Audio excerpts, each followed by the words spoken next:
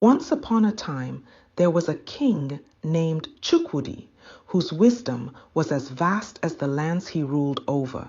Despite his wealth and the grandeur of his palace in the heart of Lagos, King Chukwudi was troubled by the insincerity that surrounded him. He longed for a companion whose value lay not in her wealth or status, but in her intellect and wisdom.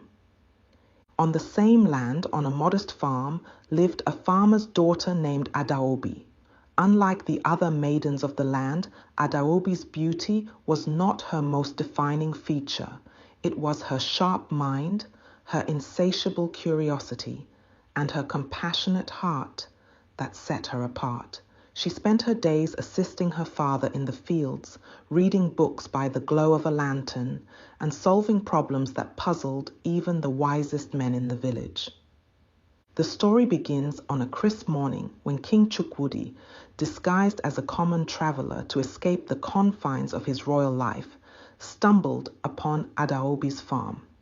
Seeking shelter and intrigued by the sight of a young woman deeply engrossed in a book under the shade of an ancient Iroko tree, he approached.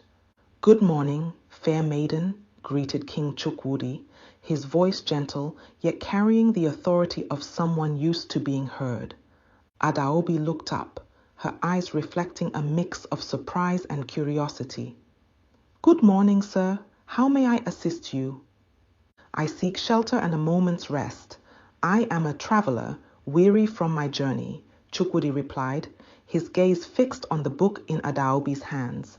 "You are welcome to rest under the Iroko's shade, and if it's knowledge you seek, perhaps I can offer some in exchange for tales of your travels," Adaobi said, her voice tinged with a challenge.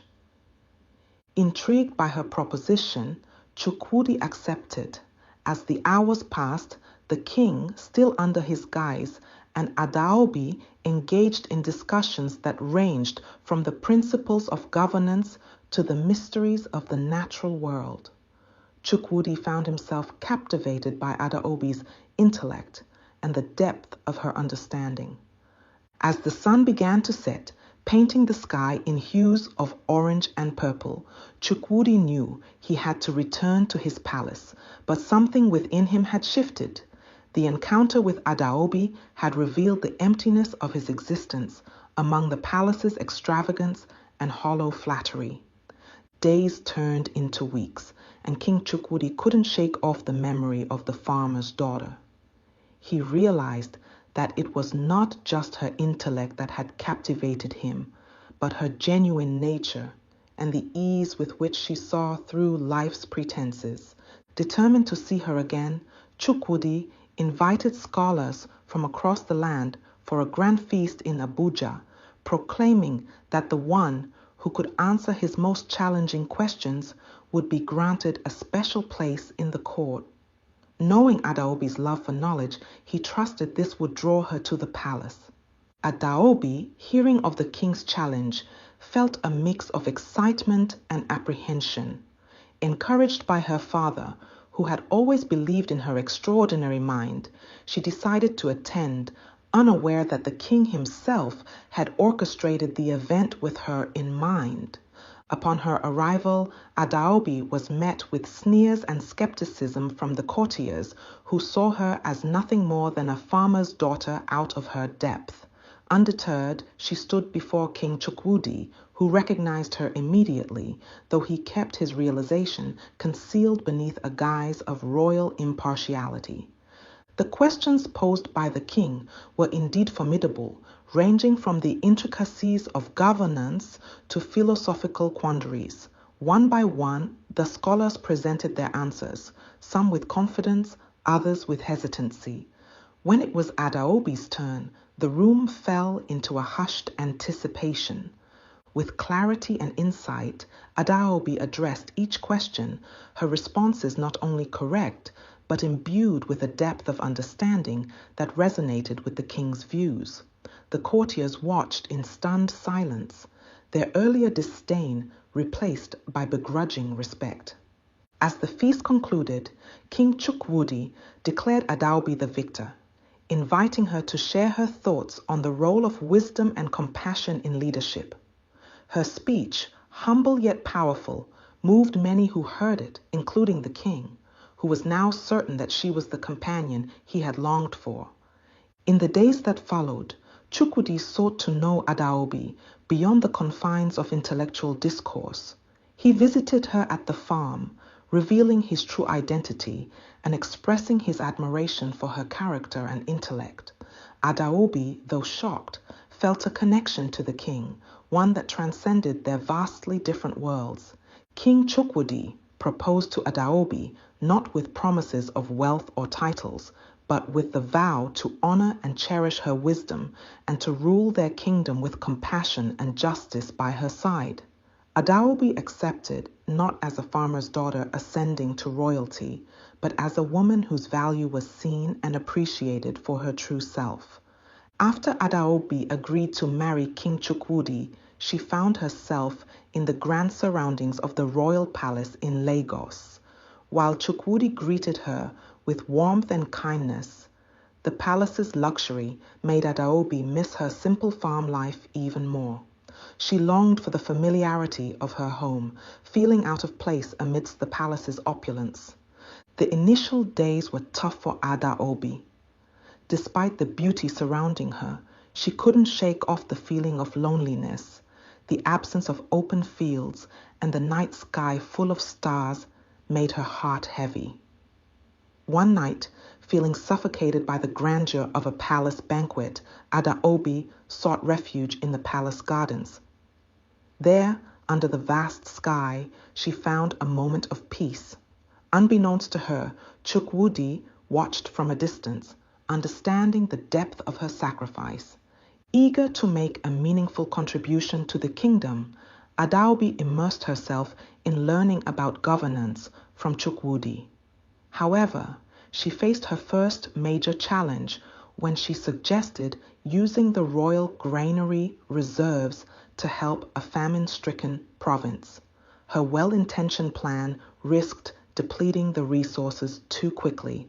Chukwudi, in his gentle manner, explained the flaw in her proposal, and together they crafted a more sustainable approach. This episode revealed Adaobi's readiness to learn and adapt. Adaobi's rise was not without opposition. Her humble origins and progressive ideas were met with skepticism and resistance from the palace's traditionalists, setting the stage for a tense atmosphere within the royal court. A faction of nobles, led by the calculating Duke of Ibadan, saw Adaobi as a threat to their power. They plotted to embarrass her by sabotaging a diplomatic event she was organizing. Thanks to a tip-off from a loyal servant, Adaobi managed to avoid the disaster by swapping the tainted wine, earning her the respect of some who had doubted her abilities. Adaobi pushed for reforms to better the lives of the peasantry, advocating for fairer taxation and agricultural innovation. Her proposals, especially regarding land redistribution, faced stiff opposition from the court's conservatives. In a crucial council meeting, Adaobi used her personal experience and knowledge to argue for the benefits of her reforms, winning over the king and several council members with her passion and eloquence.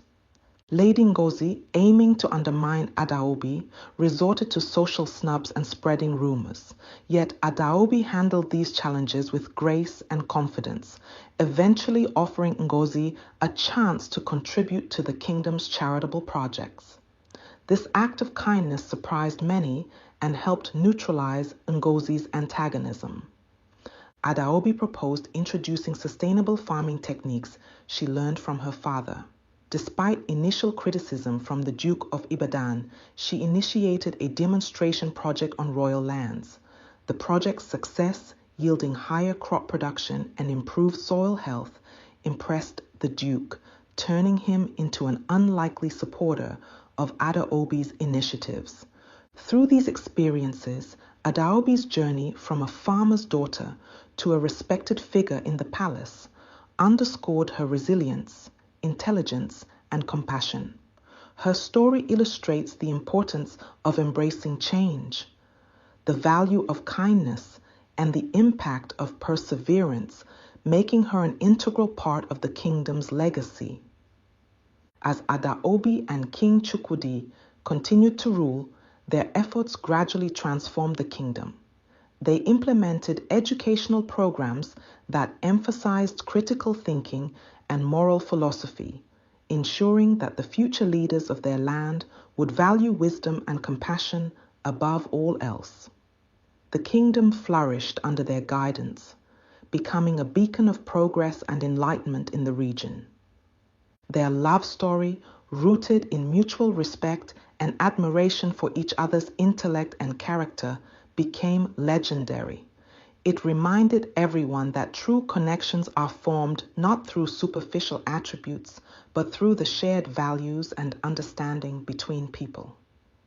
And thus, in a land where tradition and modernity converged, a king and a farmer's daughter redefined the essence of leadership and love. Their legacy, woven into the fabric of the kingdom's history, taught generations that the truest form of wealth is found in the knowledge we acquire and the kindness we extend to others. Their reign, marked by justice, innovation, and compassion, left an indelible mark on the hearts and minds of their people, proving that when guided by wisdom and a genuine concern for the well-being of all, a kingdom can reach heights never before imagined. The end.